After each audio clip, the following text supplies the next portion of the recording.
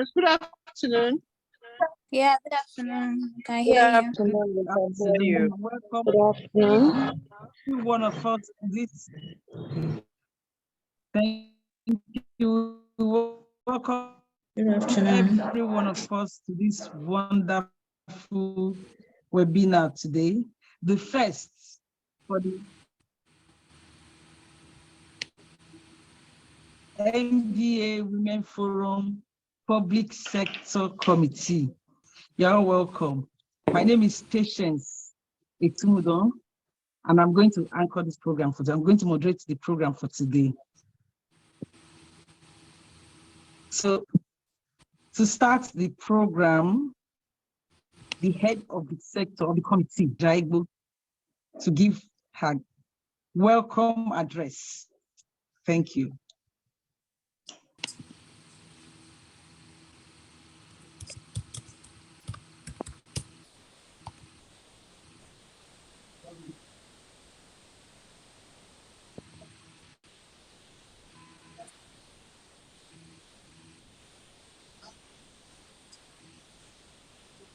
Hello. Can you see me? Yes, we Mr. can see. Jaibo, please. Yes, now we see you. Okay. Good afternoon, everybody, and Good welcome to this webinar today. I am so excited to welcome you all to what promises to be an interesting, an impactful, an informative, and inspiring event.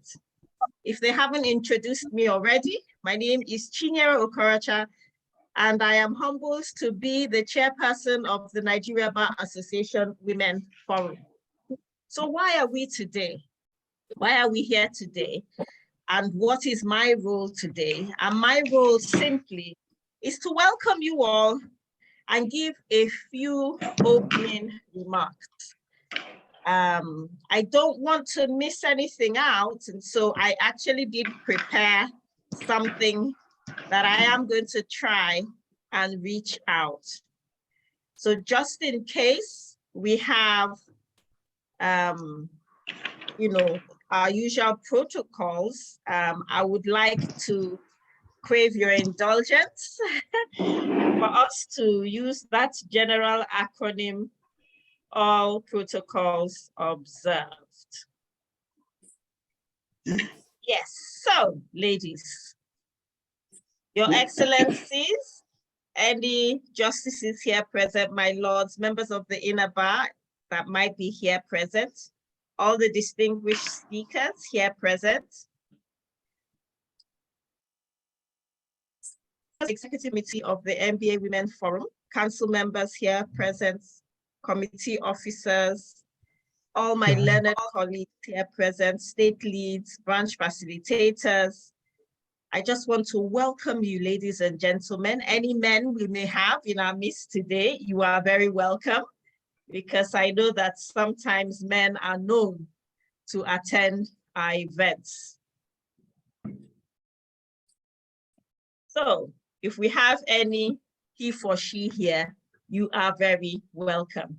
It's my distinct pleasure that I welcome you to the webinar today, organized by the public sector of the Nigeria Bar Association Women Forum. That is Public Sector Committee. The event today is themed Legal Practice in the Public Sector, Prospects and Challenges. I truly believe that this is a well-chosen theme in a time such as now. It will indeed highlight the important role of the female lawyer, the Nigerian female lawyer in the public sector, to show us how female lawyers can actually build flourishing careers in the public sector, whilst also helping us to shape the future of our great Nigerian bar and indeed our country, Nigeria at large. The truth of the matter is that women have played or made significant contributions to the legal profession as a whole, and we continue to do so.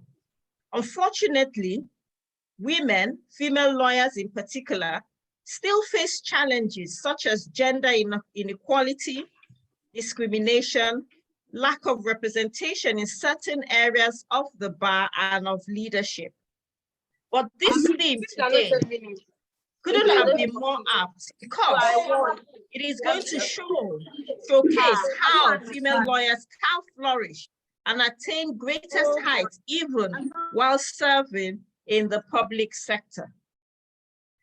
Ladies, as you may be aware, the Nigeria Bar Association Women's Forum is a constitutionally established forum to address all matters affecting the Nigerian female lawyer. This we do by identifying and promoting innovative solutions to the key issues that affect us, both professionally and indeed personally. Our mandate is achieved through advocacy, mentorship, organizing workshops and webinars like the one you're in today, holding conferences on gender issues that affect us personally, on leadership, personal development, career growth, work-life balance, and so on and so forth. In addition, the forum is very keen to collaborate and engage with sister associations, both locally and internationally. And we have quite a few associations who we are in collaboration with, and some who we have indeed signed MOUs with, all geared towards empowering the Nigerian female lawyer for success. It's my distinct pleasure to let you know that we have established branches of this great forum in the 36 states of the Federation, represented by our 36 state leads. If any of you is here present, you can give me a thumbs up in the chat box, or just indicate that you're a state lead. And we also have 125 branch facilitators in the 125 out of 128 branches of the NBA. Again, if you're a branch facilitator and you're here present, you can just give me a sign in the chat box that you're here, and I will be happy about that. Ladies and gentlemen, we have secured global collaborations with other leading women in law organizations, and we continuously hold programs, both physical and virtual, to provide mentorship, helping female lawyers to build bridges and to navigate the path between where they are today and actually where they really want to be in their careers as female professionals and as women, as wives and as mothers. Because the truth of the matter is, the life of a woman is a very interesting one. We're called to wear so many hats, and unfortunately, history is plagued with many women who at some point in time have had to choose their personal life over their professional life. But I'm hoping that with the tips we'll learn today, that will no longer be the case. I am so delighted to have you all here with us today to share in this very impactful program. So whether you're a female lawyer interested in building and developing a vibrant career in the private sector, or you are already in the private sector, but you're wondering what the service has to offer you career-wise, either in the short or long term, then I can assure you you're in the right place, ladies. Indeed, if you are still grappling with the challenges in the civil or public service as a female lawyer, and you're even wondering how you can surmount any of these challenges, then please sit back and have all your questions answered, because this program is certainly for you. Our handpicked and erudite speakers will be sharing from their personal experiences and will give you insights on how the Nigeria female lawyer can navigate the public sector to build a flourishing career, one that ensures leadership positions at the bar and in society, despite the challenges we know that female lawyers do face. We intend to have a very interactive session where all the participants are asked to contribute, ask questions, share your own point of view. Let's have a good time, ladies. I want to also use this opportunity to express my deep gratitude to all the speakers for giving of your time and the panelists who have graciously agreed to be with us this afternoon. We do not take you for granted. We really appreciate the effort.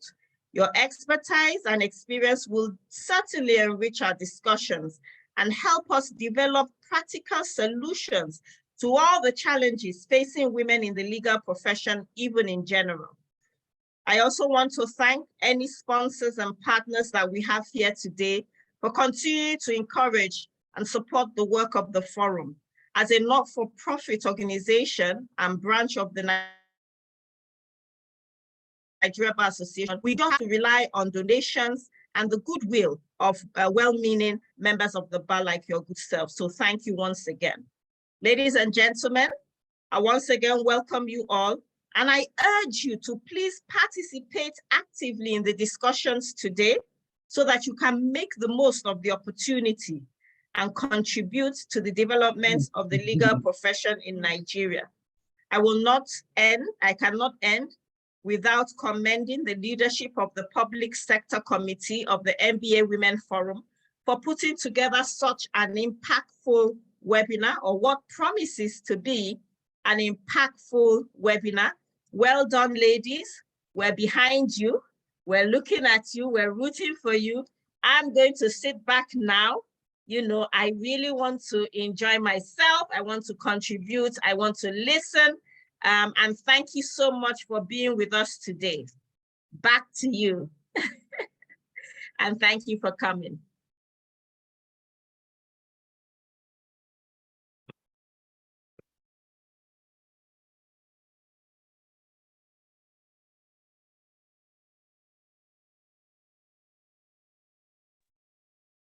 Thank you.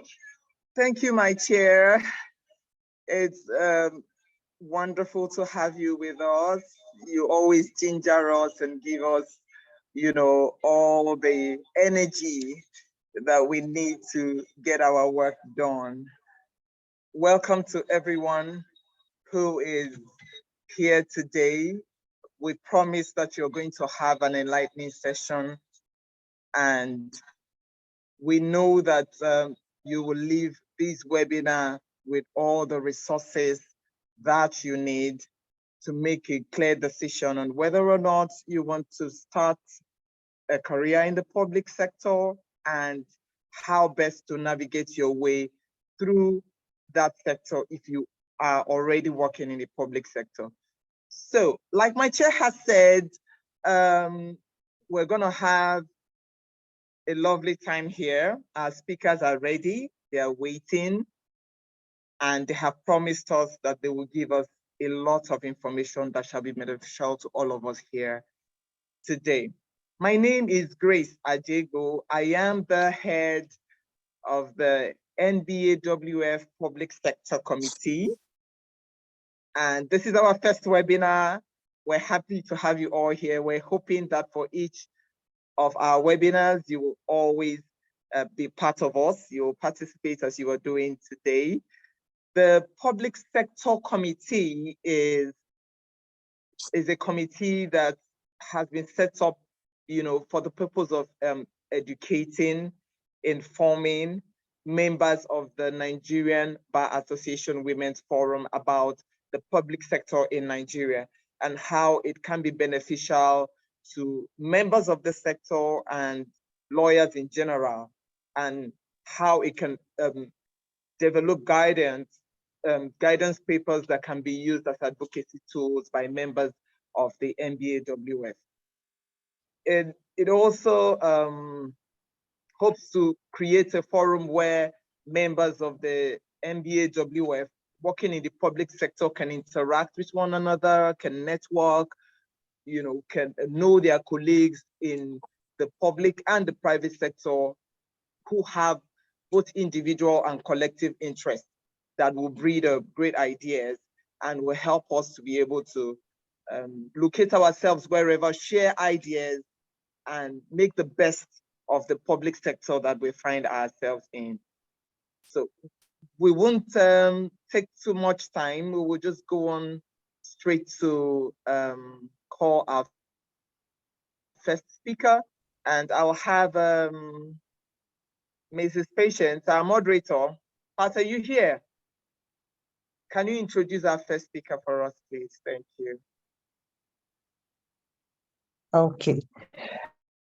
Our first speaker is, I think I'll say, has seen it all. She's been there. She knows what we are going through as female lawyers too, who are in the public sector, having been there herself and is still there practicing. She's no other than Mrs. Cordelia Eke of the Rivers State Ministry of Justice. Mrs. Cordelia Uwuma Eke has an LLM in Public International Law from the University of Kent, United Kingdom. She obtained a law degree from the Rivers State University of Science and Technology, Port Harcourt. I was called to the Nigerian bar in 1995. After her call to bar, she practiced law in various law firms, which I would not want to go into, before joining the Rivers State Ministry of Justice as a state counsel in 1999. And she risen to the level of a director on grade level 17. And she presently heads the Citizens' Rights Directorate of the Rivers State Ministry of Justice. She's an accomplished publisher, an accomplished author, rather, after publishing a book titled Criminal Justice in Nigeria, A Practical Guide. She has also written published articles in journals and has presented papers at various seminars, workshops, and conferences, and several others. She's also an ICMC certified mediation trainer, and a fellow of the Institute of Chartered Mediators and Conciliators, Nigeria, and an arbitrator. She's a registered neutral with the Rivers State Multi-Door Courthouse. Cordelia Eke's passion for advocacy for women, for women's rights, led her to membership of and leadership of various women groups and associations. This include the Zonal Coordinator South-South, OLA, River State Coordinator, OLA, Secretary, Women's Forum, AFBA, Chairperson, FIDA Nigeria, River State Branch, Children's Day Committee. She's also a mentor of the NBA Women's Forum, amongst others. She has also held several leadership positions in the Nigerian Bar Association, including being a member of the planning committee, being a member of the electoral committee, amongst others. She's married with children. So I present to you our first resource person for today, Mrs. Cordelia Uwuma. Welcome, ma'am. Thank you. I think I missed it. Okay. Thank you very much for that wonderful introduction. I'm so happy to be part of this event today. So let me especially greet Madam Chair. I hope she's still online. It's always lovely to be part of MBAWF program because I'm part of here. MBAWF. And welcome. I am here. Welcome, and thank you so much for agreeing to be with us today. Of course, it's in-house. I mean, I'm part of MBAWF, so any day, anytime, I'm happy to share knowledge. So let me just observe all protocols so I don't step on any toes. I hope that is okay. Well, I've been asked to speak on prospects of legal practice in the public sector. So I'm going to just concentrate on that aspect of the topic. Let's say it's necessary, I believe, for us to have a general idea of what the public sector is all about. And I'll just try to go through that quickly. I don't know, we're supposed to have a slide. I have a slide, but it appears they're having some technical issues putting it up. Otherwise, my slide is supposed to have been up. So, well, pending when the organizers can set up the slide, permit me to just go ahead and just skim through this introductory part of the presentation. So what is the public sector really? Public sector generally can be said to be the part of an economy that is controlled by the state. The state, of course, meaning the government. That's the term we're used to, the government. So the part of the economy that is controlled by the state. And you will agree that's a huge part of the economy. So it generally comprises government-owned institutions, corporations, facilities, agencies, and the like. That is what comprises the public sector in any country. Now, these government organizations are managed by a workforce that delivers service to the public. So that is the public service. The public service is often used interchangeably with the public sector because, well, obviously they all concern the public, and it is all about providing service to members of, to people in the society. So when we're talking about public sector, that is as against the private sector, which is driven by individuals. That's contradistinction. You have private law practice, private chambers, and companies owned by individuals. So in this context, when we're talking about a practice in the public sector, we know that a practice that has to do with state-owned institutions. So that said, I think we should just take a step further and examine what are things that comprise public service. The various sectors. Well, public service encompasses various sectors, that contribute to the well-being and functioning of society. Some of these sectors, we're talking about health, education, law enforcement, transportation, housing, power, electricity, you name it. So long as they are sectors that are being controlled by government, these are all part of the public service. There is a long list of them. You have emergency services, foreign affairs, agriculture, there's a lot of that. So long as you have the presence of government there, you know that is part of the public sector. So now the government regulates these sectors and basically sets the ground rules for all players in these sectors. This is replicated at the federal, state, and local government arms of government in certain cases.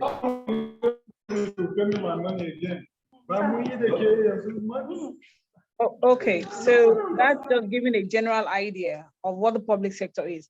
But I would like us to just take a step further to also examine something, the terms that seem to be almost the same. And they're used interchangeably. Sometimes we also make that mistake. We use them interchangeably, but are they really the same? And that is the public service and the civil service. A few days ago, I was actually having this conversation with somebody. There's a public service exactly the same as the civil service. People say I'm a public servant, okay? But some people will say I'm a civil servant. What is the difference? Now, the public service is a broad term encompassing various activities of government that are benefits to members of the public. So it has a whole range of activities. But the key thing about the public service is that the persons that work in the public service, the persons that would call themselves public servants, are those that are not just employed, but also includes those that are appointed by the government. It could be based on political affiliations, but they are appointed. They do not go through the rigors of applying for a job and going through interviews and screenings for the job as is obtainable in the core civil service. So the public service is a broader term that includes political appointees working for government, serving in government, as well as those that are employed through the usual rigorous process. Now, the public servants that are not civil servants do not participate in promotion exercises, and certain rules of discipline in the civil service do not apply to them. So yes, all those working for government, public servants, but not every public servant is a civil servant. And that's because the civil service refers to those that are employed for long-term, that's in long-term, on long-term basis. It could be permanent basis. They have a regulated employment schedule. They have a regulated term in their positions. You know that, okay, retirement age, is it 35 years in service or 60 years in service, whichever one comes first at the state level.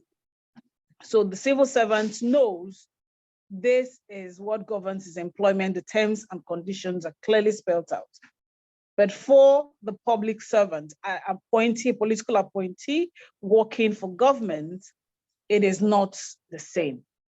So it can just be said that the civil servant, okay, can also be said to be a bureaucrat. It's a bureaucrat and a professional that is employed to do specific kind of job, also for the government, as guided by the public service rules or the civil service rules. I hope we're together so far. Okay, thank you. Yes, we are. Yes, we are. I see we have the slides, okay? So yes, a public servant, not every public servant is a civil servant, but every civil servant is a public servant. So I think that just clears the air between, those two concepts. Now, in the civil service, I want to dwell a bit more on the civil service, because when you're talking about working for government, a lot of the time, working in the public sector, a lot of the time, people are talking about civil service jobs. How do I become a staff of the civil service? So what is civil service? Now, the civil service, you have the federal civil service, and you also have the state civil service. The federal civil service are people that work in the same sectors we've talked about, but then their work is largely dealing with matters on the exclusive matters agencies, the exclusive legislative list, and also those that the federal government are scheduled to perform on the concurrent legislative list. So at the federal level, you have organizations, institutions like power, maritime agencies, telecoms. These are areas that only the federal government, can operate in. These are set up by the Act of the National Assembly. So you have such agencies and bodies at the federal level. You do not have them in the state civil service, because the state cannot take decisions on particular sectors. There are agencies and institutions that are in the federal service and states, but there are some of the federal service that you cannot find in the states. So one needs to know which agencies, which kind of agencies you want to be part of, and know whether or not it is available in the state service, civil service, or it is in the federal civil service, and you target that accordingly. Now, the state civil service has, of course, similarities with the federal civil service, but for these agencies we talked about, and perhaps a few more that the federal, that the states may decide to create for themselves. Should also say that states have distinct features. Some states may have more ministries or more agencies than others. It all depends on the vision of the head of government, the person in charge, the governors, the administrators in each state. So, but basically, the civil service has some key principles. You talk about professionalism, talk about neutrality, you talk about confidentiality. These are key concepts in the civil service, whether the federal public service or even the state civil service. They are key and must be adhered to. Discipline is also taken very seriously in the civil service. So there is also apart from the state civil service, yes, the state civil service, the local governments, sometimes we almost forget that we have 3 tiers, of government. Yes, the local government is there. So they also have the staff, the workforce in the local government areas. There are some things that are only dealt with by the local government. You have things like motor parks, collection of some kind of levies and all. They are for the local government, so local government authorities. So these have their own categories of staff. The states cannot even venture there. So you need to know what you want to be. You want to be a community health, that's okay for those that are in the medical line. We're talking about community health officer, or you want to be a local government advisor. You may just want to play at the grassroots level. So if what you're looking for is in the local government, then you go and search for it there. You have marriage registries and all that. Some of those things are local government controlled. So the services they render are different. Now let's go again to the public service. There are some categorizations. Now I'm using public service in a broad term now, both civil, the public service as a whole, inclusive, of course, of the civil service. You have MDAs, it's comprised of MDAs. MDAs, M, that's ministries. Then you have the D as departments, A for agencies. Ministries, we all know about ministries, Ministry of Justice, Ministry of Education, Ministry of Health, Works, we all have that. Then the departments are usually subsumed within the ministries. Now for like Ministry of Justice, for example, you have a lot of departments. You have the Department of Public Prosecutions, and you have Administrative General, Estates, those ones are all there. But let me say that there are some departments of governments that are not necessarily within the ministry structure. Some are almost independent, but not quite. But they report to a supervising ministry. So these are not ministries per se, but they have a bit of independence. They have specific areas, specific functions or duties that they handle within that sector of the economy. So these are, ministries are larger, the departments are there, and then you have the agencies. These agencies most time perform regulatory oversight functions, and they support other bigger sectors in the service, in civil service. So let's move on. Let's move on. Now let's go to the place of a lawyer in the public service.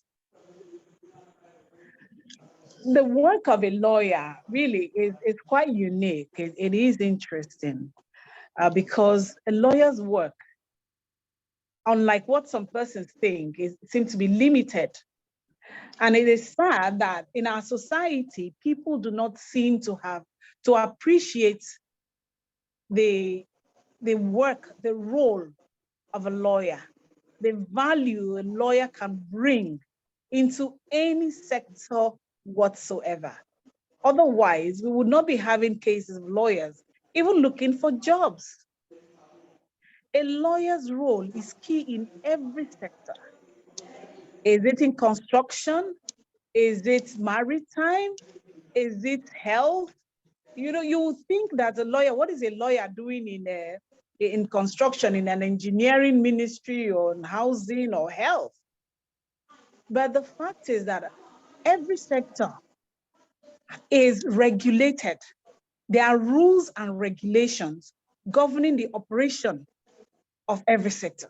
And wherever there are rules, wherever there are regulations, you have law and you need a lawyer. So every department, every sector in the public service actually requires the services of a lawyer.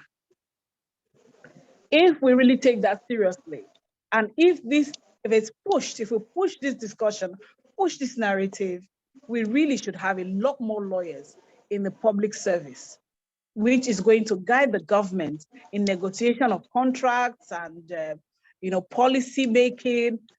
There are times in government you find that people are fired. Now, especially you talk about hiring and firing, it also comes down to lawyer. As someone working in the Ministry of Justice, there are times case files come to our office and you see that the ministry that sent it has done something wrong. They may have fired a staff without following due process. Of course, they are not the Ministry of Justice. It could be any of the government ministries, but they have taken wrong steps in the course of their work. Whenever a problem comes out of that, the situation, they send it back to Ministry of Justice. But if indeed they had staff, they had legal officers or lawyers there advising them before they take certain steps, it will save them getting into that problem. It will save the government money. It will save the government time in defending unnecessary suits. Sometimes judgments are awarded against government, but it could have been avoided if lawyers in all those MDAs to avoid making mistakes in the first place. So yes, we need lawyers everywhere in the civil service or in the public service. So it's a narrative I think we should push. The MBA should push that. So of course, lawyers give legal advice to government. Lawyers help in policy development. Lawyers, of course, litigation. The lawyers in government litigation, they prosecute, they defend, they appeal cases. Now they draft contracts and agreements. That's why I have legal departments. Government is always going into road construction and different contracts, engagements. You have PPP arrangements and all. You need lawyers that will check the relevant laws. Even the House of Assembly, when bills are presented before the House, you need lawyers to advise. Look, this is going to be, this will conflict with the Constitution, or there are others. Oh, this will amount to double. I know there was an issue sometime. It amounted to a situation of double taxation. We said, look, there are already laws in this area. What happened? The House of Assembly, are you passing another law to regulate the same area? This is going to be double taxation. When you have lawyers advising before these bills are passed into law, you find that it saves government a lot of embarrassment and also saves time and money. So yes, regulatory compliance. Of course, you have lawyers also that are in regulation. ADR, there's mediation. You have mediation like the Ministry of Justice, where I work. Oh, and please, I must correct this. I'm not the head of Citizens' Rights Directorate, but I work in that directorate. I just realized that during my introduction that was said, I'm not the head of the directorate, but I'm a director in the ministry. So yes, ADR is there. So if you're interested in ADR, there is provision for that. There's also, if you're good at pro bono cases, the Office of the Public Defender is also available. It's for lawyers. You take on cases, indigent persons that have criminal matters, and you follow it up. It's more or less like a department, the opposite of the public prosecutions department. So you have legal aid service also, that's at the federal level, offering pro bono services. There is a lot that lawyers, the roles lawyers can play in the public service. Employment matters, advising, negotiations and settlements. Government goes for negotiations. You need a lawyer with you to join you in the negotiation, risk management. So on and on. I just want to put it that the place of a lawyer in the public sector is, is non-negotiable. It's there. So if you're thinking, what are the, what can we do? That is there. There's a lot that can be done. So if we could just move on to the opportunities. Yes, that leads me to the opportunities. Opportunities available in the executive arm of government. You have the Ministry of Justice. The ministry employs lawyers from the level of state council. It's graded, of course, state council, senior state council, chief state council. The different states have different categorization. The ministry, you have it at the federal level, you have at the states. Now, the Ministry of Justice, I think, is the largest employer of lawyers in the civil service. The Federal Ministry of Justice has a lot more. They are in all the states of the Federation. So you can imagine they should have lawyers going close to 1,000, if not more than that. So for each state, that opportunity is available. And you rise from state council to the level of a director. Legal aid is a government parastatal, so you have the opportunity there to be part of what they're doing as employment opportunities. The local government, legal advisors, you have legal advisors to the council. That is also available in the local government. Then lawyers are also administrative heads to government. You have lawyers can be permanent secretaries. Lawyers can be permanent secretaries of ministries other than the Ministry of Justice.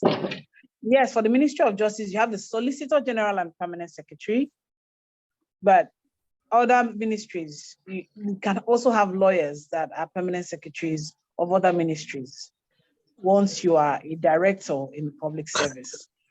Now, there are lawyers in academic institutions, state and federal institutions, lecturers, that's public service, lecturing in polytechnics, universities, and other government educational institutions, colleges of education. Those are opportunities in the public service.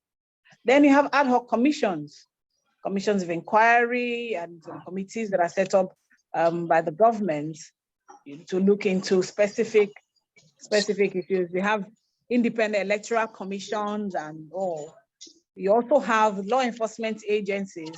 These are all public service positions that lawyers can aspire to. Now that's in the executive. Let me also clear a misconception that people sometimes have. The people that think that when you're in the Ministry of Justice, you are part of the judiciary. That is not correct. The Ministry of Justice is part of the executive arm of government, while the judiciary is different, even though we all are in the legal space. So for the legislature, there are also opportunities. You have usually a legal department in the state houses of assembly and also in the National Assembly. So you have the legal draftsmen in the state houses of assembly. We have committee attorneys. You can even be a clerk of the house as a lawyer. So those are opportunities that are in the legislature. Because there are sometimes lawyers are also directly attached to some of the members of the houses of the some of the members of the house, the legislators, honorable members. So those are opportunities. Then in the judiciary, well, you have lawyers, of course. Judges are lawyers, so you can always aspire to be judge. Then magistrates are also lawyers. so you can aspire to be a magistrate. Then you have legal assistants to judges. You have legal assistants to judges. So those are positions that are also available, that is in the judiciary. Of course, these are not exhaustive because the states and even the federal government is able to create opportunities, create positions from time to time. We just have to be on the alert to know when these positions are available. So these are opportunities. Now, let me talk about the advantage of working in the public service. Advantage of working in public service. After I run through this, I'll just tell a bit of my own story. Now, perhaps I'll even start with that. When I I finished my law school, in fact, when I started practice, the first thing in my mind was not the Ministry of Justice. I wasn't thinking of working for government. I wanted to be a corporate lawyer. When I was in school, I wanted to be a corporate lawyer. I want to be in the legal department, you know, of companies. I wanted to be a legal officer. I wasn't even talking about litigation. No, it's too stressful for me as a lady. So I wasn't really interested in that. Now, I got working, my youth service, yes, at the law in Kwara State. I learned some basic things, started practice, came back to my state. First, had some challenges getting a job because in a law firm, you know, the lady factor, oh, you're a woman, you're a female. This as far back as 1996, 97, this thing was there. The discrimination was there. So I just found somewhere, a friend said, okay, come and stay here. I learned a few things there, but I later got into a corporate law firm, corporate commercial law firm, which is what I wanted. Yes, dealing with banks, you know, CAC issues, incorporation, that was what I wanted. But then I got married. Okay, for me, marriage was not supposed to affect my job. I loved my job. But my dear husband told me after a few years, like a year or two, said, look, this your work is too straight. You go in the morning, you come back late, you're always busy, you travel. And he said, you have to go to the public service. I was not too excited. In fact, I said, you didn't say this before we got married, though. Why are you bringing this now? You know, I love practice, private practice. Why are you bringing up this? So it was a debate back and forth for a while. Then reluctantly, I agreed to go into the public service. Applied for a job and I got the job in the civil service. Now, for me, I thought that was the end of my career.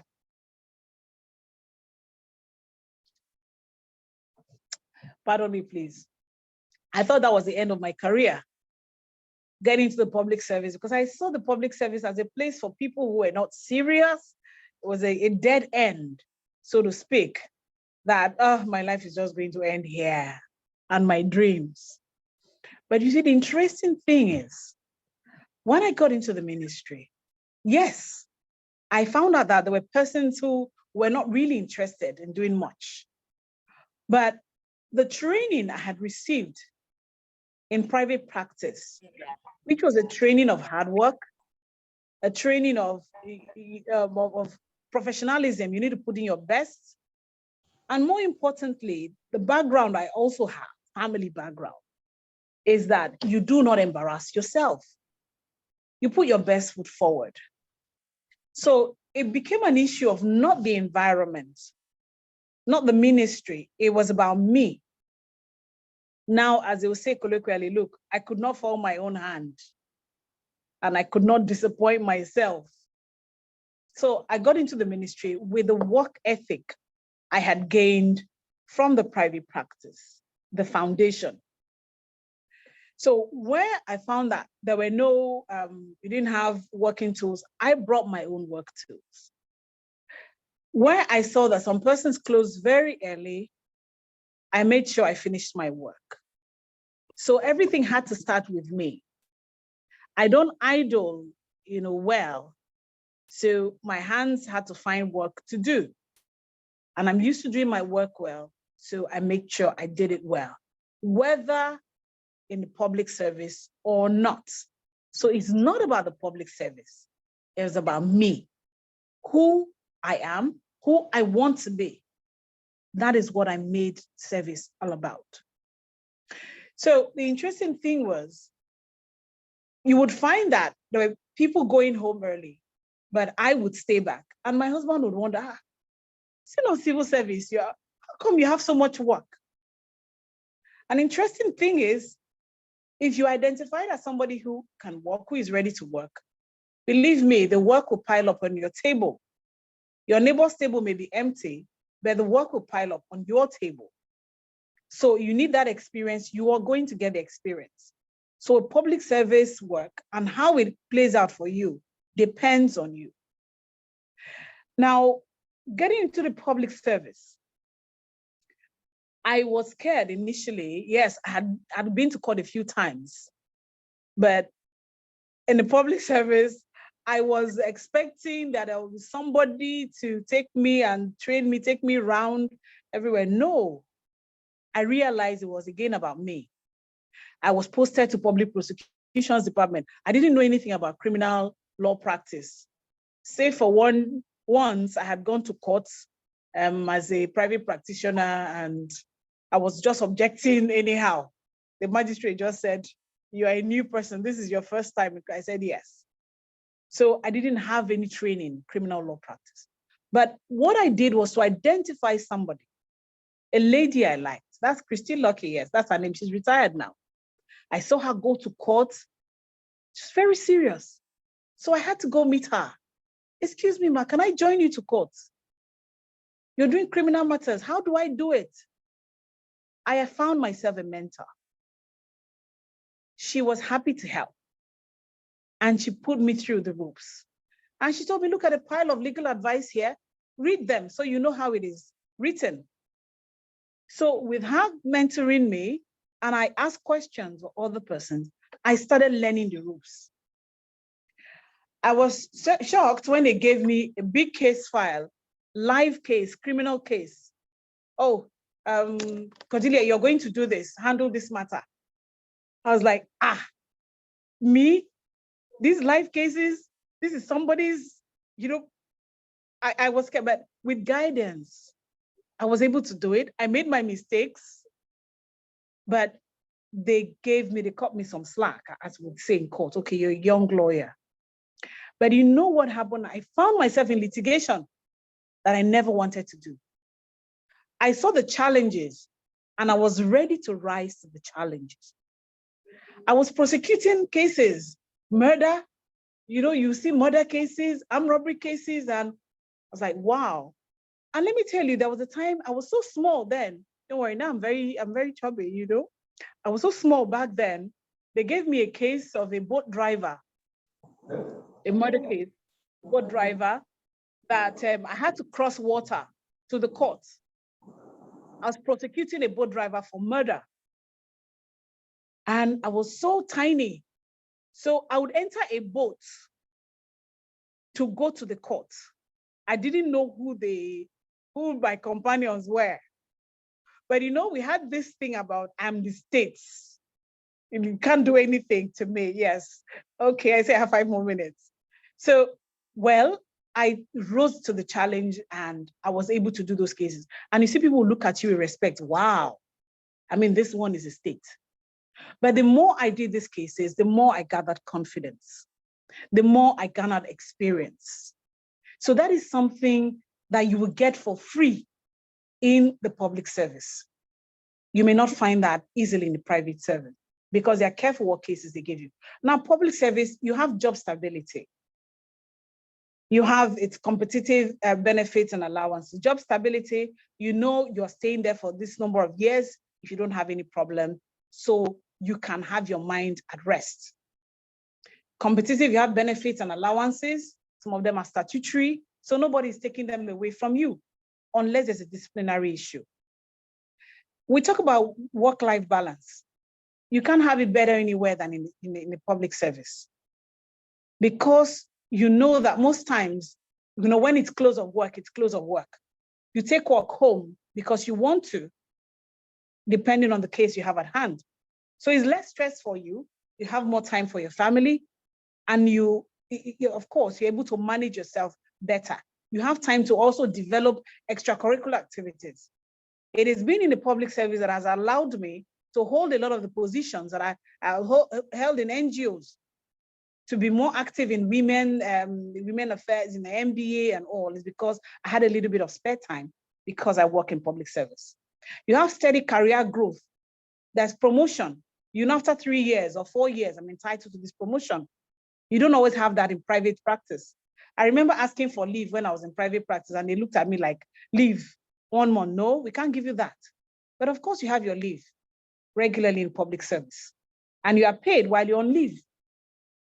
You have a sense of purpose, sense of fulfillment. You have opportunity to make impact in society. You handle high profile cases. You become, sometimes you're in the eye of the public. And these things help to boost your career. You garner experience that's invaluable. You have access to training. Sorry, I'm trying to rush now. I think I taken a lot of time already. So you have access to training, opportunities. I did my master's, while I was in the public service. So there are people doing their PhDs, they are growing while in the public service. You can actualize yourself while in the public service. So these are all benefits of being in public. Now, how do you get the best from the service? I know there are challenges, but of course, my colleague is going to talk, the other speaker will talk about that. How do you get the best? You don't get the best by being proud or haughty or, opinionated, as it were. But humility helps. Humility helps. When you go, you don't know, look, you can learn from anybody. Be ready to learn from the secretaries, the admin staff. In my ministry, when sometimes they just say, lawyers are military, we are civilian. So they already have that feeling about you. So you try to bridge the gap. You're nice. They will teach you how to do memos and things, and they'll give you precedence. So with humility, you can learn a lot. Identify, people, mentors. You have your mentors and you go with it. Be open to advice. So this is just some of the things you can get from, the ways you can get the best in service. Well, of course, discipline is important. And don't forget, when you're in public service, you are bound by both the public service rules and the rules of professional conduct. The government is your client, so you must give all necessary attention to the government as you will the client in the private sector. So let me just conclude by saying this. The public service is, well, first, let me sound a note of caution. You have that already on the slide.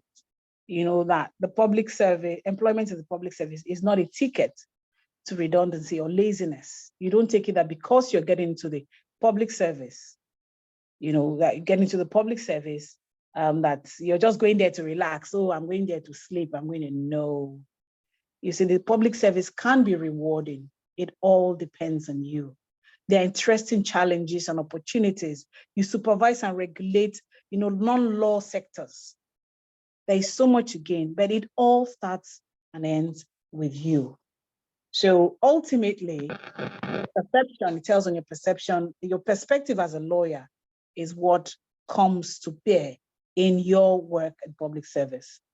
Now, I can say personally that I have had a rewarding time working in the public service. That's over 20 years now. And it has not stopped me from doing a lot of things. Instead, it has helped me grow other areas of my career. I should also say that, yes, even as a lawyer in the public service, you can aspire to be a silk. You can aspire to be a senior advocate of Nigeria. You have the cases ready. It just depends on you to go and take the cases. You have the cases ready. So just get up, go get it. Don't wait for people to give it to you. Don't wait for them to bring things to your table. Even if you need to spend your money, sometimes go the extra mile. It all depends on what you want to achieve at the end of the day. So take advantage of opportunities in the public service, nose around for vacancies, and my dear sisters, go for it. Thank you very much for listening. Thank you very much, Mrs. Cordelia Eke, for that. It's been a very, very rewarding and informative, if you ask me to, experience. And we are very grateful that you responded when we called you. And we hope that you're still going to do that when we still call another time. Definitely we'll be having more of this. So thank you very much. Thank you, it's my pleasure. She has said a lot of things, and one of that is that the public service is not a place for laziness. It's not a place for redundancy. It's a place where you want to grow. And like I always tell people, the public service is the place where you can be as versatile as you want to be, because we have various departments, various units where you can learn so much. So if you are in the public service, you have every opportunity of being a criminal prosecutor. You can also be in the civil department where you learn how to defend cases for government. You can also be a public defender where you can also be a defender in criminal cases too. You can be everything you want to be, because we have different. You can be a perfect draftsman if you want to be that, or draftswoman if you want to be that. So the public service is not a place to be lazy. It's not a place where you just feel you can just go there and sit down and not do anything. Of course, if you want to do that, you only end up destroying your career, this beautiful career that you have. You will end up destroying it. So we are going to call on our next guest now, Dr. Dr. Eyuche Ahanwa. She's going to be telling us the challenges that we can find in the public service. Please, let's welcome Dr. Uche Ahanwa. Thank you. Good day, everyone. Good Can day, you hear ma. me? Yes, we can hear you.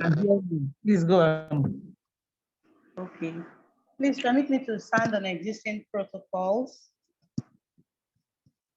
My name is Eyuche Stella Ahanwa.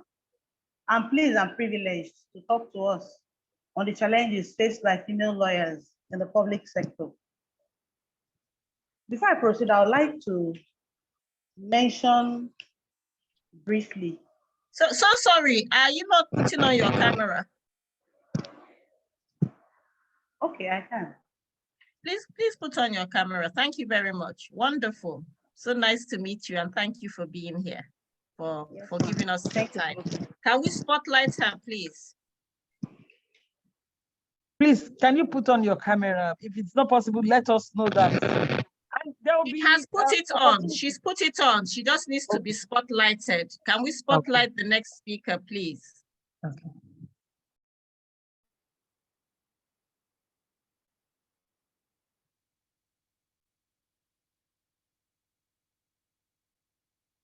Okay. Good day, everyone.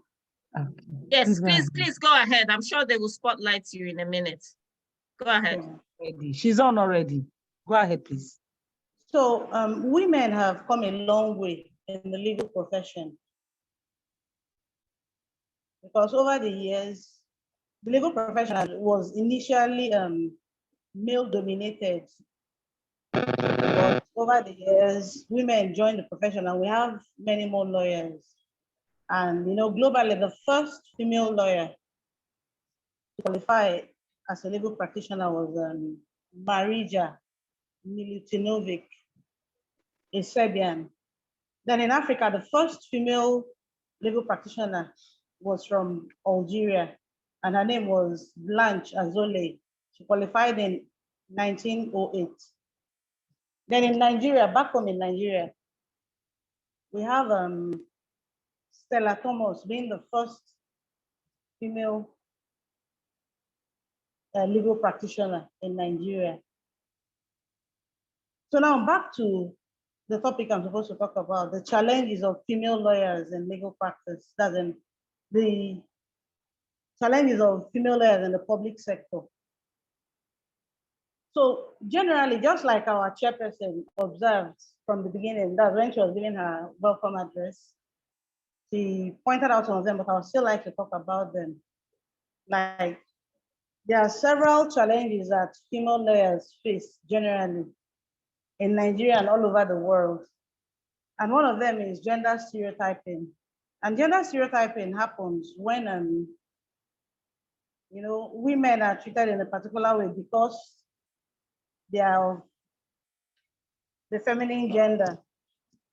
Their biological makeup, because of their biological makeup, they are looked down on, and in the workplace, some female lawyers face issues like they face snide comments and taunts from their male colleagues because of their femininity.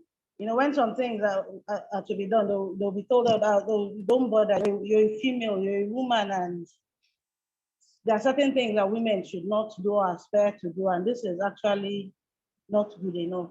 Then another challenge that female lawyers face generally in the workplace is this work-life balance. And it's very common for young mothers. Based on personal experience, I know some challenges I had when I had my first baby and my second baby, and I found it difficult to combine my career and my family life. In fact, my PhD, I'm sorry, I was introduced as Dr. I'm actually not yet, I've not gotten my PhD, but I'm rounding it off. So I'm in the process of rounding it off. So one of the challenges I faced was being able to balance my life as a young mother and a career woman. And because of that, before I was able to get used to juggling family life and career life, I had some challenges. My PhD was put on hold because I felt I couldn't concentrate and combine them until I was able to, put in place a good support system, which is helping me now. And because of it, I'm able to make the progress I've made in my PhD program. So a lot of young mothers face this challenge, especially mothers of babies, toddlers, and teenagers. They have issues with balancing their work life with their careers as lawyers, which our male colleagues don't face because they are men. And in Africa, most times it's believed that a woman is the person that has the major burden of raising the children, which is not like that in some other parts of the world. So another challenge that female lawyers face is sexual harassment. I was privileged to be part of a research that was done last year on how female lawyers, that's on the challenges female lawyers face in practice. And one of the tops on the list was sexual harassment. You hear female lawyers talk about how some senior lawyers, threaten to fire them if they will not yield to some of their sexual overtures and all that because they are female lawyers. They tell them that if you want to go find this profession, you must be in a relationship with me, or maybe where they are in an office, and tell them if you want to get more files to work on, or if you want to advance in career, due to my sexual overtures, so it's not peculiar to Africa, it's something that female lawyers face all over the country, all over the world. And, some things have been put in place to see how it can be tackled and nipped in the bud, reduced. Then another challenge female lawyers face, in legal practice is inequality in wages received. And while I was still in private practice, I noticed it that, female lawyers are not paid as much as their male counterparts. Okay, I was privileged to work in a particular office. I won't be very specific, but while I was in that office, I noticed that a particular male colleague was always being paid. It was more paid than I was paid. And this is someone that we joined the office at the same time. And, apart from the fact that we joined the office at the same time, I was older than him in practice. I was about 2 years older than him in practice, but I realized along the line that he was being paid more than I was paid. So these are the challenges that women face. Then lastly is employment discrimination. When I came into my location, my present location, the first law firm where I applied to be taken,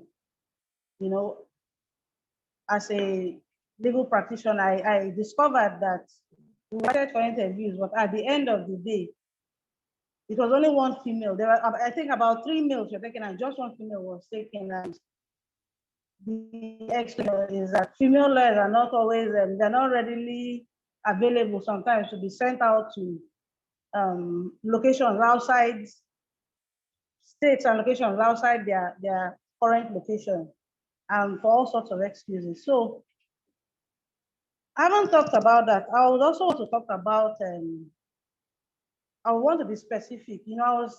I'm supposed to talk about the challenges of female lawyers, not generally, but specifically, that's in the public sector. So one of the challenges that female lawyers face in their career in the public sector, one of them is career growth discrimination. Career growth discrimination, it happens, I observe that most times male lawyers are given preference in attending seminars and workshops in locations that are outside the state where they are. Okay, like I'm a lecturer, and I noticed that when certain opportunities for seminars and workshops come up, males are given preference over wherever it's going to be decided. Males are chosen over their female counterparts because they feel that would she be able to leave her family and travel outside jurisdiction, travel outside location to represent us? And most times these seminars and workshops are such that help the lawyers, advance in their career and get promoted in the public sector. So it's just that ordinarily, females and males should be given an equal platform. The females should be given options. They should be given that option of choosing whether to attend certain and workshops and not being, excluded and giving their male counterparts the preference. Then another challenge female lawyers face is that they are overwhelmed. Now, this is not just because they are females, but because they are in the public sector. They're overwhelmed with the number of clients that they have to handle. Like I've been in private practice and I'm in the public sector, I'm not in the Ministry of Justice. I've noticed that female lawyers in the Ministry of Justice are overwhelmed with cases. Mommy, what is that? Because you cannot compare, okay, like in private practice, you can pick or choose the briefs you take as a lawyer, and that's as the owner of a law firm, and I assign it to the lawyers under you. But in the public sector, like in the Ministry of Justice, when cases come to them, they cannot pick and choose because, of course, as a government, they're representing the government. So most times they're overwhelmed with so many cases to handle, and it's common knowledge that most of the ministries of justice at the state level and even at the federal level are understaffed. So as a female lawyer, if you join the public sector, like the Ministry of Justice, there's the likelihood of being overwhelmed with number of files and cases to handle, unlike when you're in private practice. So another challenge that female lawyers face in the public sector is limited choices in career specialization. Female lawyers are generally assigned to departments that they are not opportune to choose on their own. Like if you're in the Ministry of Justice, you could be assigned to a particular department, you could be assigned to criminal litigation or civil litigation, and you may be someone that does not really like, engaging in litigation. There's some lawyers that prefer legal drafting to going to court every day. So in the public sector, okay, like I talked about the Ministry of Justice, you could be working in a particular ministry that handles specific issues. Like, for example, maybe if it is in the Women Affairs Ministry, of course, the kind of cases that will be coming there to be cases related to women and children. Meanwhile, you may be someone that may want to, carve a niche in health law or maybe maritime or aviation. So, in summary, what I'm trying to say is that in the public sector, as a female lawyer, generally, not just because you're a female, you will have limited choices in career specialization. And at the end of the day, you may have to, you know, you may have to choose a niche that you did not originally or initially plan to go into. Then another challenge that female lawyers in the public sector face is role subordination. I've noticed as a lawyer in the private sector, sorry, in the public sector, that certain roles are reserved for female lawyers.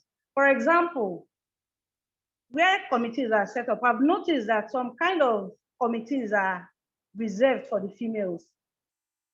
Of course, you know, such committees like committees that have to do with welfare, entertainment, feeding and such. And I believe this is based on the traditional belief that a woman's place is in the kitchen and all that. Then all those serious ones that are really related to career advancement are reserved for the men, their male counterparts. These are one of the things I've observed the little while I've been a female lawyer in the public sector. Then another challenge I have noticed is that there's a less friendly environment for female lawyers. Why am I saying this? I've noticed that most government offices do not have family-friendly environments, like having a crèche for mothers of babies and toddlers, you know, yet to start school properly. I've noticed it.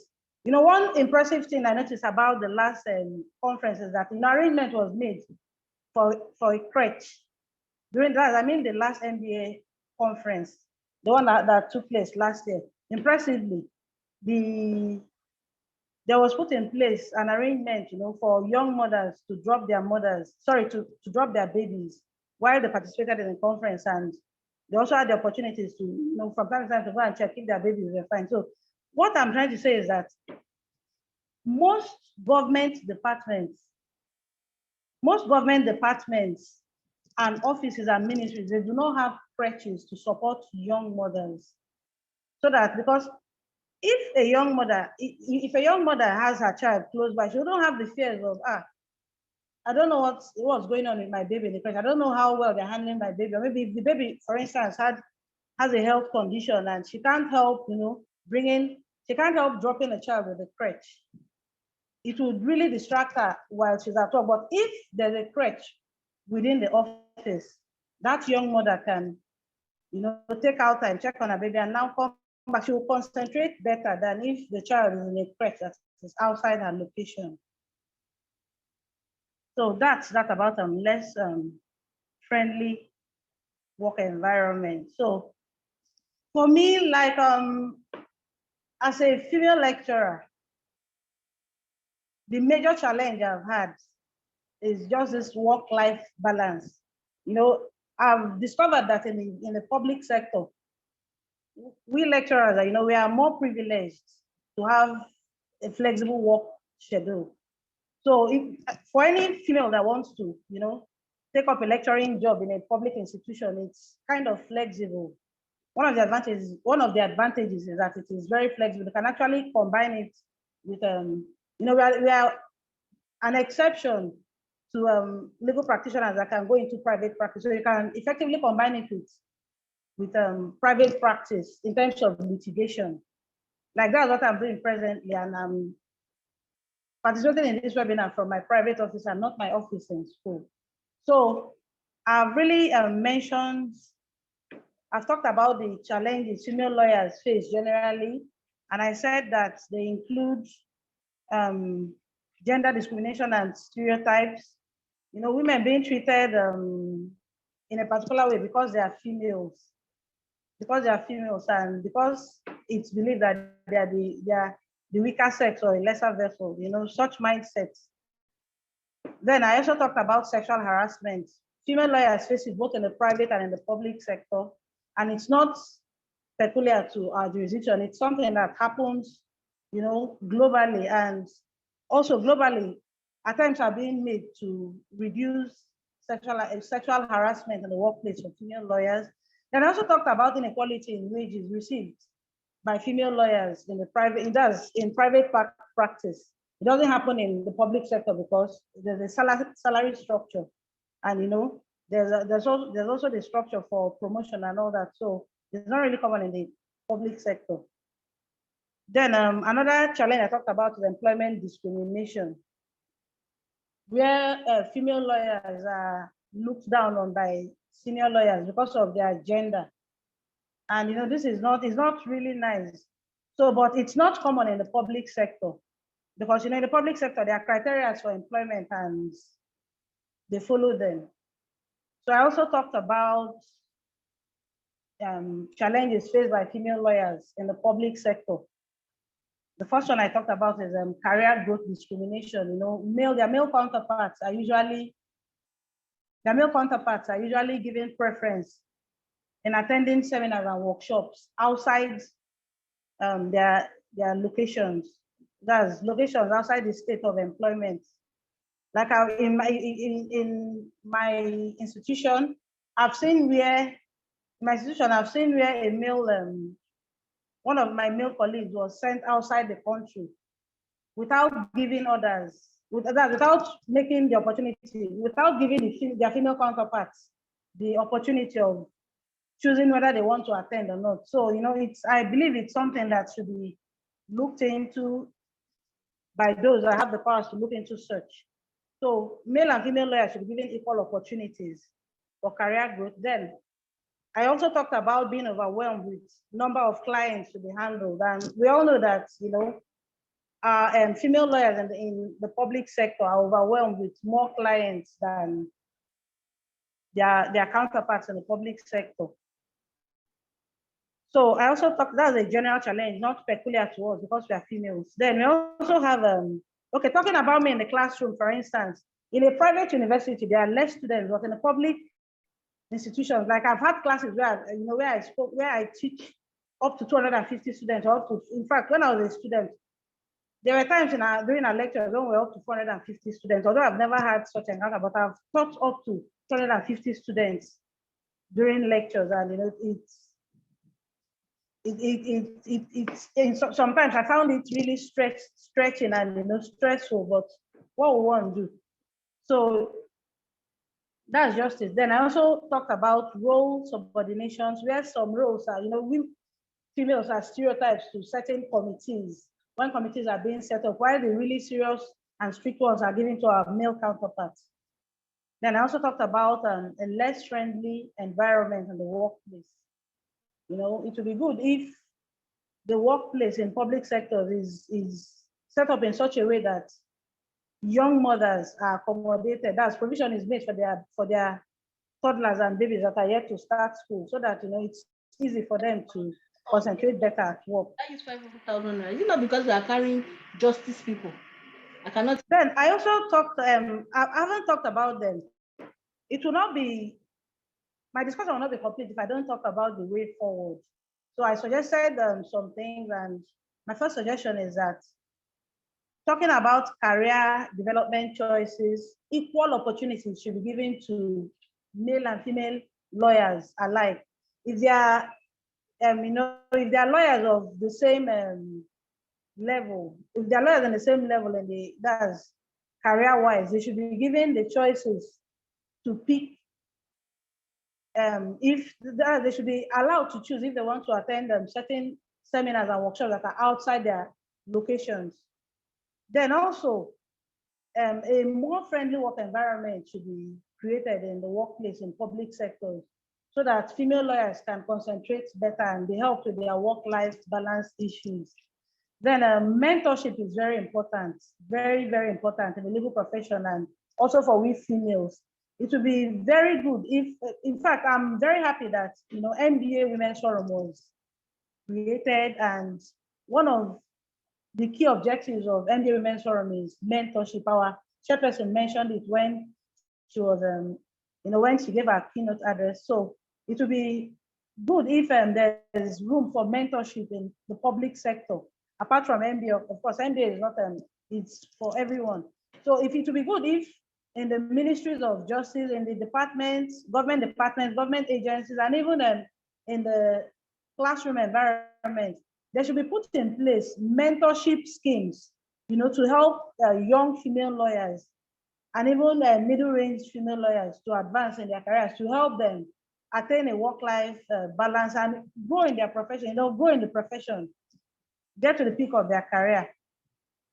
Then another thing I'll suggest is that female lawyers should be given choices in career specialization. I don't know how well this will work in the Ministry of Justice, because from what I understand, they don't really have choices. They are assigned to departments where they work and they can't really choose. But it would be good if, if they have occasions where, or if they have grounds where they can allow female lawyers to choose departments where they work, it will really help them, because those that want to be in litigation can be assigned to litigation. Those that want to work that are better and prefer to do draftings will be allowed to, to do draftings. It will be very good. Then even for those of us in the classroom, of course, we have choices of choosing areas of law where we want to cover our niche, but sometimes we find ourselves in courses that we don't choose. Like when I joined the Nnamdi Azikiwe University, where I lecture, I was assigned to a department without being given the choice of which department I wanted to join. But funnily enough, I like the department where I'm part of, and it's helping me to, advance in the area of law in which I'm having a niche, health law and policy. Then there should be equality in choices in the workplace with male colleagues. Whenever committees are being created, whenever seminars or workshops are being created, male and female should be given opportunities. They should be given choices alike. Choices should not be made for them. Male lawyers should not be chosen over female lawyers because of their gender, because of their home situation or whatever.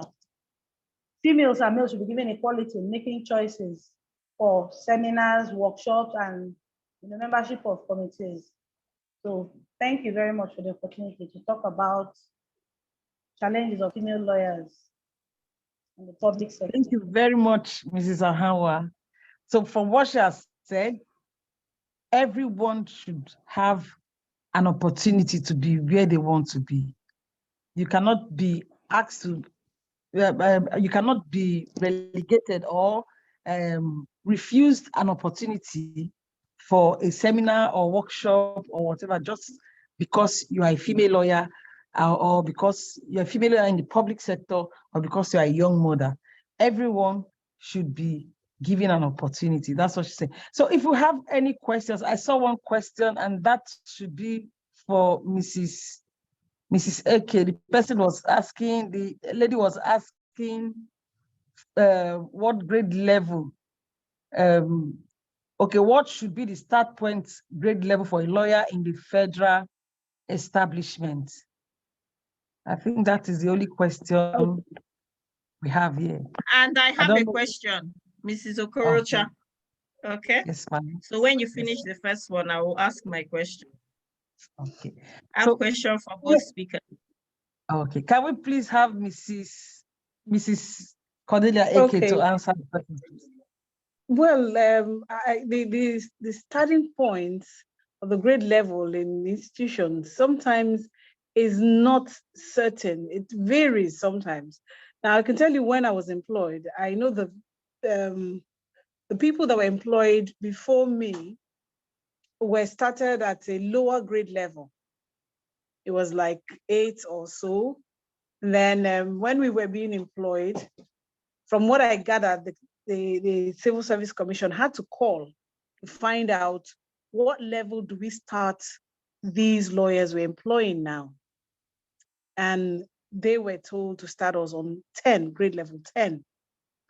So I know magistrates are started on grade level 12, but that is in Rivers State. So some of these vary. I cannot say specifically, this is what it should be, because it changes also depending on the state and then the government and all. So I cannot speak directly to that and give a confirmation on where it should be.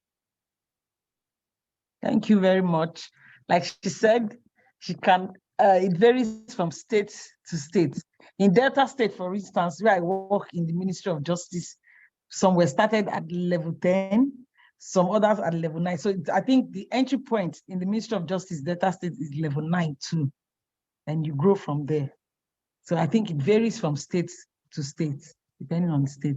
So allow our chairperson to ask her question now. Sesha has a question too for both participants. Thank you. Thank you very much. My first question is to Mrs. Cordelia Eke. Thank you again for your comprehensive presentation. It's also in line with, I guess, career progression, or I guess grade level. What tips do you have for career growth in terms of being in the public service? What exactly are there things that a lawyer can do to accelerate her growth in her career there? Or is there nothing she can do? She just has to follow the grade system that exists. Are there things she can do to stand out from the crowd and ensure that when the promotion does arise, that she gets picked? That's my first question. Thank you. Okay, generally in the public service, the grading system, the grade level system is actually the what determines your career growth. Of course, there are conditions. You take some tests in some states. You actually pass some exams. And some others is just the interview and they ask you a few questions. So there are different requirements. But I also know that as part of the test, the grading and the scores, they would always ask, the last one we had, what have you done to improve yourself from the time you were employed or from your last promotion? So they want to see, have you been able to acquire further degrees? Have you added any value to yourself? I can also say that some persons have lost promotion because of their activities or because of things they have not or haven't done, lack of diligence in the service. I know somebody was not promoted, a female, because of lack of diligence. She was scored low. Your superiors are required to score you before you are promoted. So it's important to continue to promote yourself. Now there are appointments that come from time to time. Sometimes nominations, secondments to other agencies, some of these bring additional income. It also depends on how well trained you are. So while the grading system is there, the extras you get, other opportunities, depends on how well you have developed yourself. And let me say this now, I don't know if there'll be an opportunity to say it again. We know that there are challenges in the public service, but I would want, from experience, I've seen that it also depends on you to know how to roll with the punches, to take every opportunity, every challenge, find a way to make it into something positive for yourself. There are places you'll be sent to because you have acquired certain skills. I became a fellow of the ICMC, not because the office trained me. I trained myself. I paid for that personally. So there are things that come up. They say, oh, this is an arbitrator, this is a mediator, something, and you go. So you're not waiting for the office or the government to do everything for you. And there are certain roles you can still take on, in spite of the fact that you're in a public service. You can still do your mediation.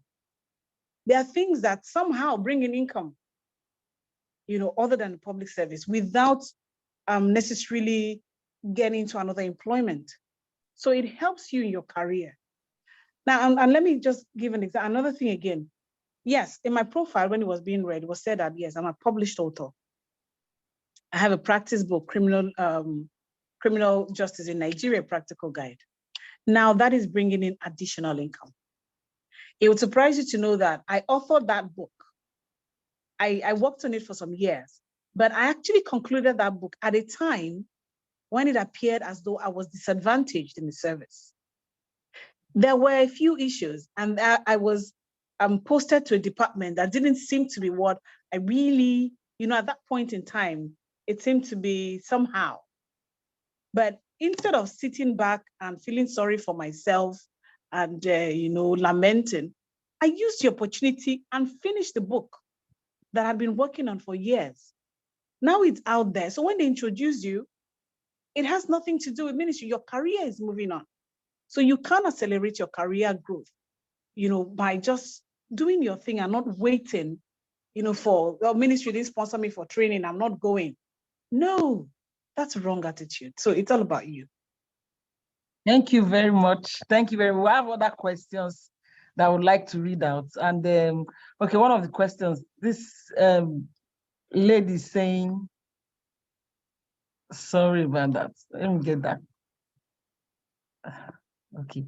She said, is there hope for a female lawyer who had taken time off to take care of children and now wants to reinvent herself? Is there hope? I think Mrs. Ahawa will help us answer that question. Since she's dealing with challenges, that should be a challenge. There's a lot of hope, a lot of hope. There's a lot of hope. I said so because, like I mentioned, when I started having my children, I had some challenges. I had to put my PhD on hold.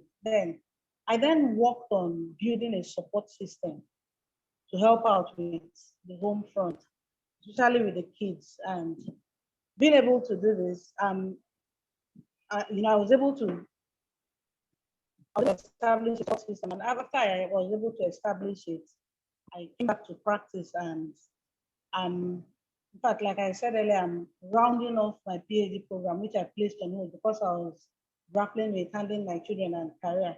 So I'm even back to legal practice fully now. So there's hope. There's really hope with a good support system. I hope that answers the question.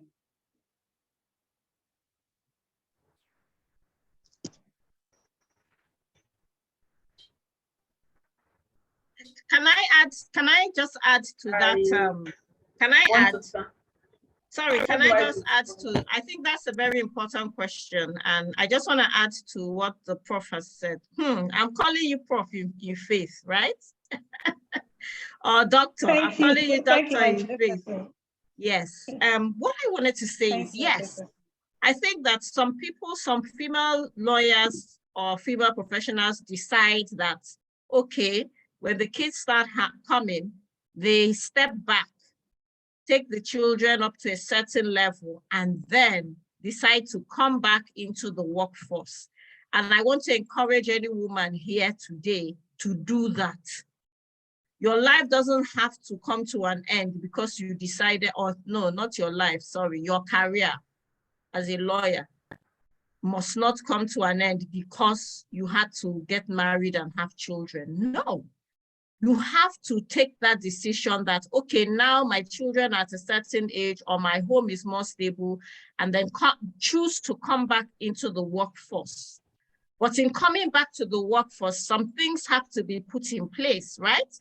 Because it's not as if the children disappear, nor does the husband disappear. So you have to take an informed decision when you come back into the workforce. How will your home be managed? How will the husband be managed? How will you make sure that the home front is taken care of? And then the workforce. Now, in the legal profession, seniority, there's hierarchy at the bar. So you may be 10 years at the bar, but because you took time out to look after the kids, you don't have the experience.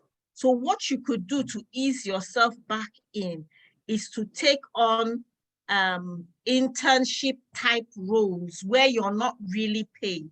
You're only going into working into those organizations to garner some sort of experience, a soft landing in entering back into the workforce. So at that stage, it's not about the money. It's just about, testing the waters. How am I? What do I know? What don't I know? Get to it. Find somewhere where you can do some pro bono work, not really high paying job, and you ease your way back in until you have the confidence to be able to apply for a high, a job where more experience is required. Also, you can attach yourself to a mentor, somebody, a woman who you look up to. shadow that person, find out what they're doing, so please, please, please, it is a very good place to be that you have decided to come back into the workforce. And I encourage you. And the last thing I'll say is that law is actually one of those professions. It's actually one of the reasons some people study law, because in your house, as you are now, you can continue to practice as a lawyer. It's one of those professions that once you have your LLB and your BL, you can open shop anywhere, 20 years down the line, 30 years down the line, 5 years down the line, that your certificates allows thoroughly and constitutionally and whatever it is to open shop as a lawyer, So I thank you for that question. Okay. Thank you very, very much. Our very beautiful chairperson. We still have another question from someone else. And she says, sorry, let me take that. Okay, what do you have to say on the issue that as a lawyer in the Ministry of Justice, you are not open to really give your opinion, idea, or position on a case file, as it is being said that you have to follow the directives of the higher ups, even when knowing same is wrong? I think that should be answered by our own Mrs. Cordelia AK. Ms. Cordelia, please. Yes. I don't know if there's a particular situation the person has in mind, but what I do know of the Ministry of Justice is usually if you are handling a file, if the file is assigned to you and there is need for an opinion, the counsel in charge is requested to do that opinion. Whether they accept your opinion or not, whether your superiors accept it or not, is a different thing. Once you have given your opinion, then that is it. They may not accept it for several reasons.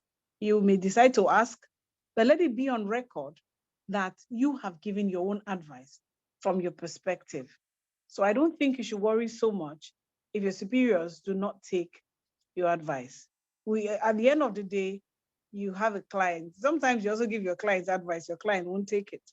But the important thing is that you have discharged your responsibility and your duty. So if they don't take your advice, and just to add, yes, absolutely. Yeah. And it happens in the private practice too. So you have a boss anywhere you are, whether you are in the public sector or you're in private, you have a boss who is superior to you and who can direct that you toe a certain line. So that is not a problem to, peculiar to the public sector for whoever asks that question.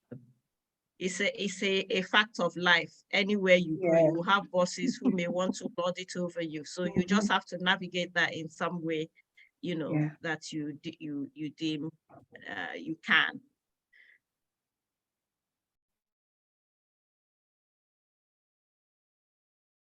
I think there's a hand up.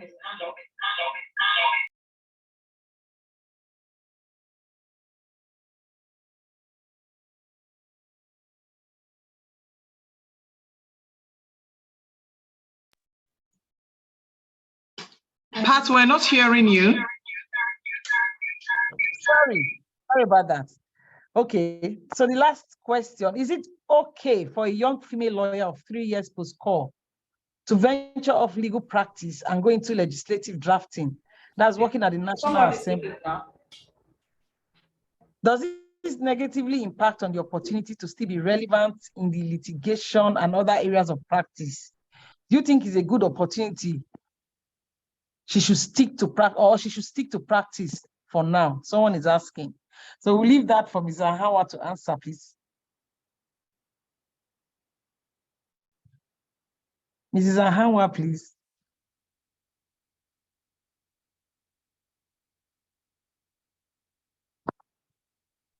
Can you hear me? Yes, hello. I can hear you now. Yes, okay. We can hear you. Yes, if you remember, while I was talking, I talked about having a niche. If the person that asks the question has an interest in legislative drafting, why not? She should toe that path. She can toe that path, to learn the ropes of it, and can decide to come back to legal practice. That's regular legal practice in terms of litigation and all that. So life is all about learning. If I believe that legal practice is going to a level of specialization, and those who carve niches in particular areas of law are the ones that would really, get the best of the legal profession. So it's if the person has the opportunity to go into legislative drafting, she should learn it, learn the ropes and come back to legal practice and combine all of them. Then at the end of the day, decide which area of law she wants to focus on. Thank you. We'll call on the sector head, the head of sector, to also say something. She wants to say something. So Mrs. Grace Ajaibu, please. I would just like to add, for someone who works in the legislature, legal drafting and legislative drafting is a whole career pathway on its own.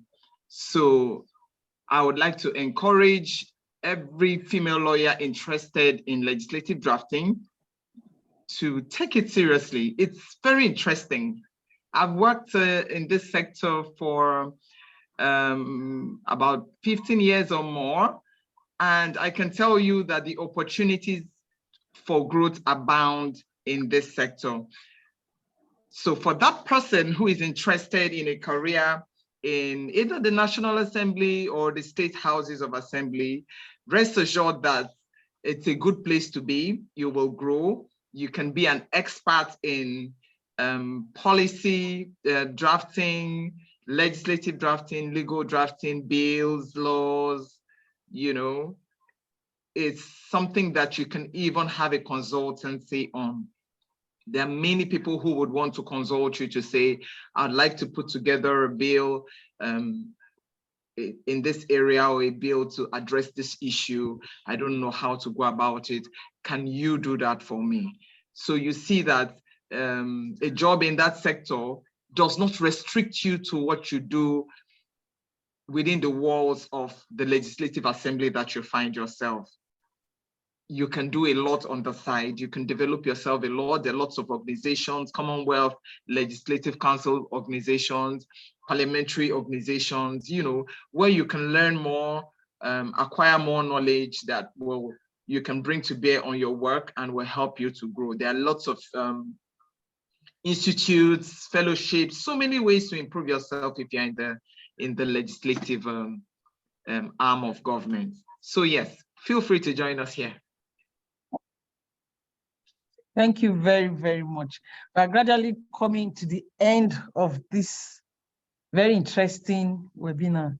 So we would like to have a word from each of our speakers, all the speakers we've invited, including our very beautiful chairperson. We like to have a word from, a closing remark from every one of us.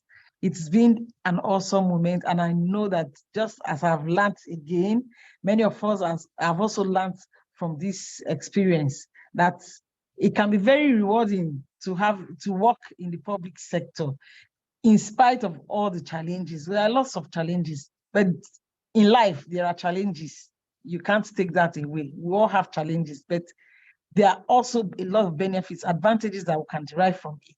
Just keep developing yourself. Like Ms. Eke said, develop yourself. You have to develop. You can't just sit back and watch, like they say, the Igbo proverb says, they say you don't watch a masquerade from one point of view. You have to go around the masquerade for you to enjoy the entire show.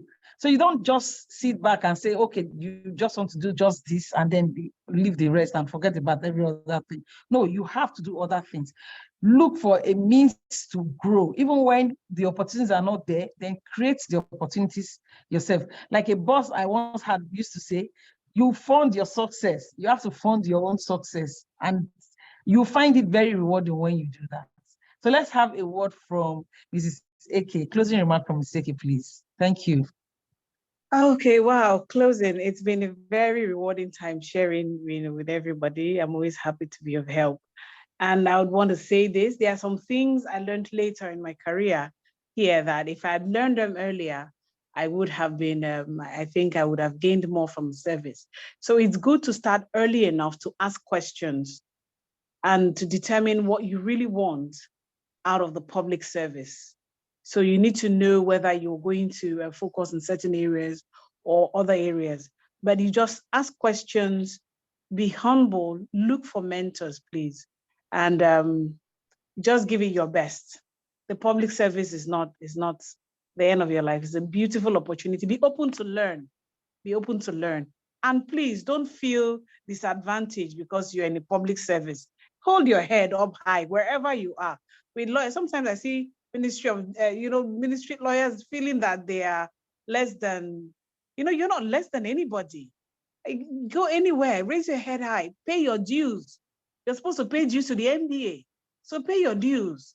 Don't wait for people to always give you things free of charge. No, you're a lawyer like everybody else. So just act like a lawyer, behave like a, and demand your dues. Well, I think that's about all. So it all starts with you. It all starts with you. Thank you. Thank you very much. Thank you very much. Like she said, it all starts with you, with me, with every one of us. We can make the public sector a place to be envied. For every other person to say, I want to join them. That place looks like it is the best thing that can happen to anybody. So can we have your final word, Mrs. Ahawa? Thank you. Okay, I'm really, really grateful for this wonderful knowledge sharing session. I'm grateful to our chairperson, to the sector head, Mrs. Cordelia Eke, and I'm grateful for putting together this interesting session. I really learned a lot of things from us. Then I would appreciate if we do this again and again. If we would have more sessions where, especially on how female in the public sector can take advantage of career opportunities that are available for us. So I thank everyone, even others that participated by following, the session. I appreciate you all for joining in, and even for those that asked questions. Thank you very much. Thank you. Thank you. So can we I want to thank the presenters at this meeting. I want to say that some of the challenges that have been highlighted that women lawyers face in the public space are not limited to only women lawyers. The discrimination and marginalization of women is a systemic thing, it's a cultural thing. So it is not because they are female lawyers, it is because they are women. It's a traditional thing. Women face discrimination and marginalization. It is entrenched right from their birth. Thank you very much. Thank you very much, Prof. That's Professor Julia Udofia. Thank you very much, ma'am.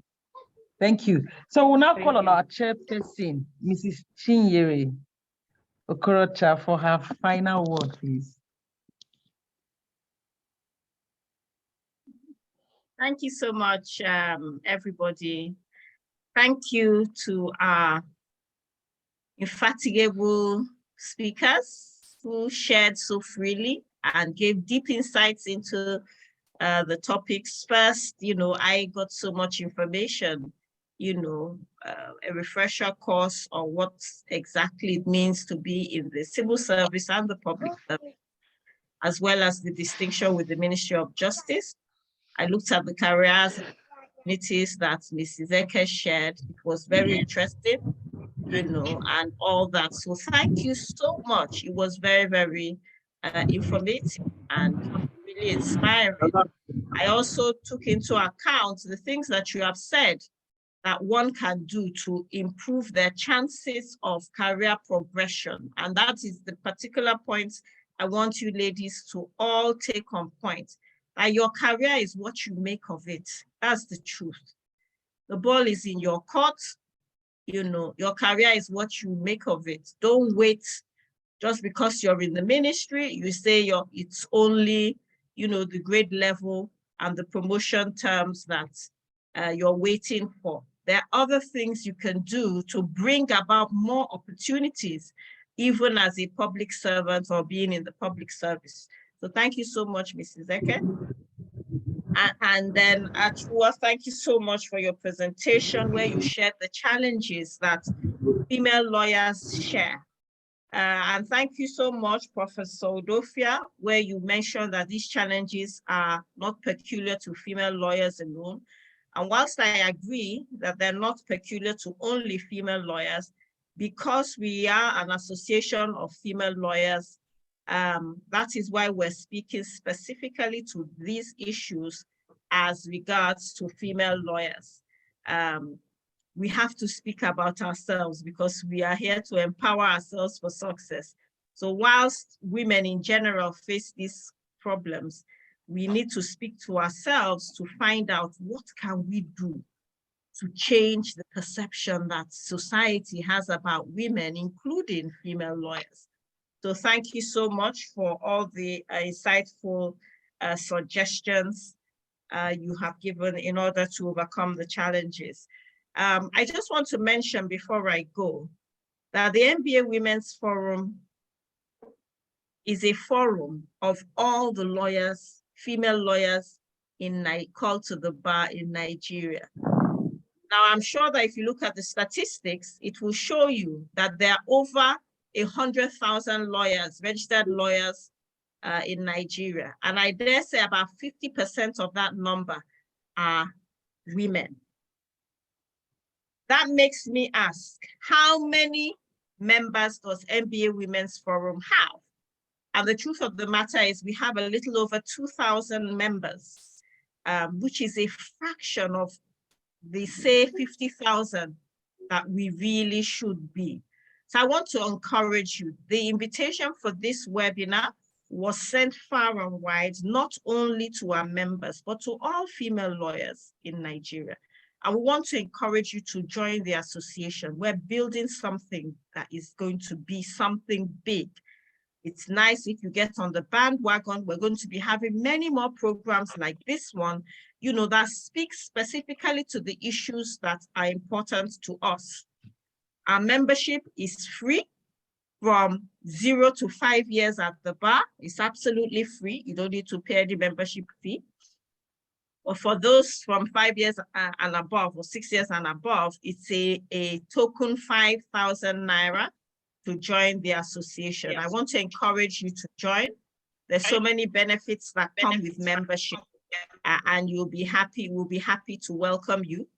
We are going to have a very strong showing at the upcoming MBA annual conference, coming up in 2 weeks or 3 weeks time in Abuja. I want to encourage you, come and find us. If you're at the conference, we will have a stand at the exhibition hall where we'll give out information and links where you can join us. We have a website, just type in mbawomensforum.com. You can go and look at our website and see all the wonderful things that are happening the nation over, all the states of the Federation, different activities we're holding. It's initiatives like this that bring to the forward and to the consciousness of society that women, we make a difference, that we have something to say, that we have value to bring to the table, and we should not be overlooked, marginalized, or victimized. So thank you once again, everybody, for joining. That's it from me. Thank you so much. Back to you. Back to you, Grace, or Patience, whoever is. Thank you, Chairperson. Thank you. It's been lovely having you here. It's been lovely having everyone here. I'm sure we've learned from each other. We've exchanged knowledge. I've learned a new thing. In fact, I think I have a new slogan. It's going to be, it's not about the environment. It's not about the ministry. It's not about the sector. It is always about me. So I decide whether I want to grow in whichever sector I find myself, or if I just want to be the typical civil servant. I'm sure we'll do better than that. Thank you all for joining this webinar today. The Public Sector Committee is always ready to have you join us. Let's network, let's build ourselves together in the public sector. Let's share knowledge and let's all join our hands together to make the MBA Women's Forum stronger together. Thank you for joining this webinar, and we hope to see you in our next webinar. Be sure that you will get our flyers and get our invites. Thank you. Thank you. Thank you very much. Thank you very much. So we'll now be calling on Naomi to give a vote of thanks on behalf of the Public Sector Committee. And I hope we have all enjoyed this. We hope that when you get our flyer next time, you join us to learn from the experts.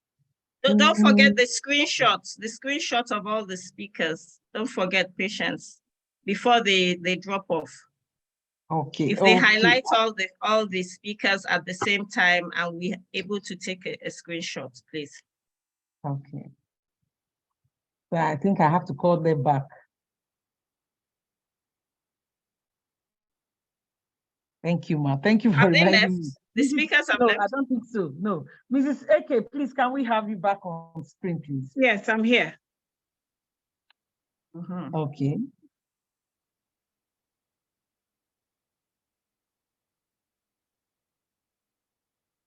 Mrs. Ahanwa, please, can we have you too? I'm here. Okay. So if IT can screenshot all of, what is it? PIN, is that what it's called? Hotspot, make me bite my tongue now. Sorry, can I get Mr. Ahanwa, please, can I get you back on screen so that I can get your shot? I'm here. As a group, remember. I wanted to get Ahanwa first. I don't have her yet. Okay. I have every other person. Maybe you just slide. Yes. There's Can a I way get to Mr. do this. Ahanwa please? Only?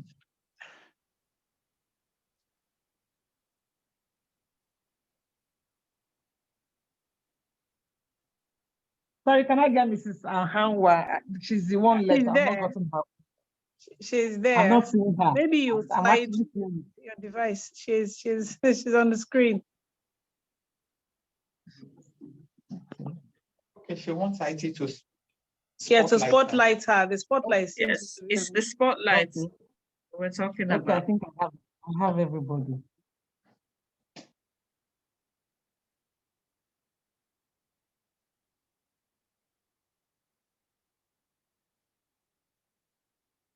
Okay. Are you okay? Yes, ma'am. Has IT done it?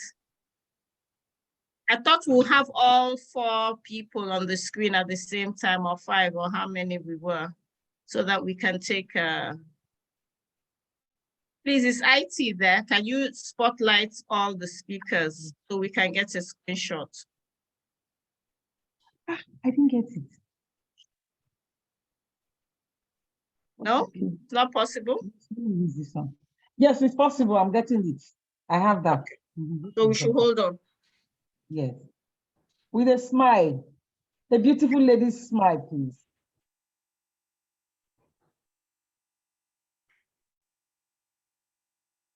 Okay. I'm not seeing it though. I'm not seeing it. But if you say you have it, fine.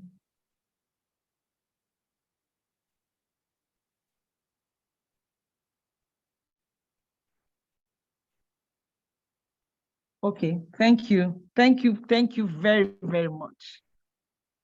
It's been a very rewarding afternoon for every one of us. And so we call on Naomi to give us the vote of thanks so that we can close this session. Thank you very much. Naomi, please.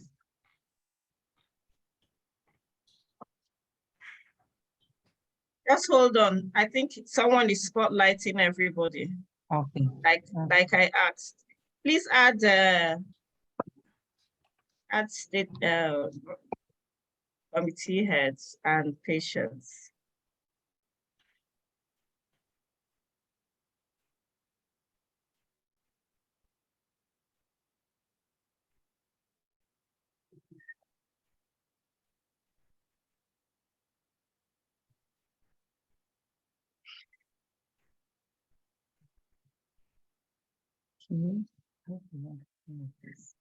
I don't know what is happening. Should we, is it done? Are we done? Yes, I should think so. I don't know. Okay. Okay, where's Thank the lady you. giving your closing? Let her come on now. Remark. Okay. Now we please. Let's see. Looks like, okay, let me just do that. So on behalf of the Public Sector Committee, I wish to thank the speakers especially for giving us their time and sacrificing this wonderful afternoon for us on our behalf. I'm also thanking our chairperson who is always there encouraging us and pushing us on to ensure that we succeed. I'm also appreciating the head of the Public Sector Committee for putting all this together. In fact, sometimes I will just wake up around 2 a.m. and see a message that she left like around 1:30 a.m. telling me, please, let's do this and do this and do this because this thing must succeed. Thank you very much for not relenting. And we're also thanking all the participants, everyone who took time out to participate in this webinar this afternoon. Thank you very much. We do hope that when next we come up again, you'll be part of it and we'll also have you contribute meaningfully to it. Thank you very much. And do have a wonderful evening and a wonderful weekend ahead. Thank you and goodbye.